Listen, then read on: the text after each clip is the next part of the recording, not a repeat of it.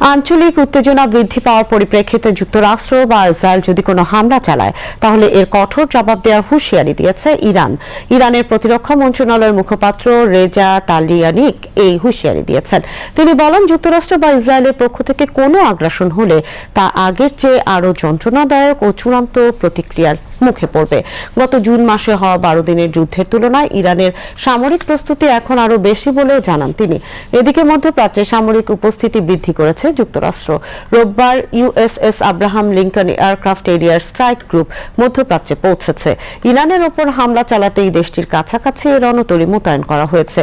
Israeli সংবাদ মাধ্যমের প্রতিবেদন অনুযায়ী যুক্তরাষ্ট্র আরও F-15 স্ট্রাইক ঈগল জর্ডানে এবং B-52 বোমারু বিমান কাতারে মোতায়েন করেছে। এছাড়া একাধিক গাইডেড মিসাইল ধ্বংসকারী জাহাজ মধ্যপ্রাচ্যের দিকে রওনা দিয়েছে।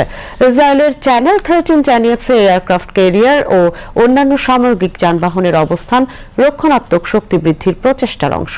প্রতিবেদনে বলা হয়েছে, থার্ড এয়ার ডিফেন্স ব্যাটারি শিগগিরই মোতায়েন করা হতে পারে। ইসরায়েলের উচ্চপদস্থ এক সামরিক কর্মকর্তা জানিয়েছে, আগামী সপ্তাহে ইরানে হামলা চালাতে পারে যুক্তরাষ্ট্র।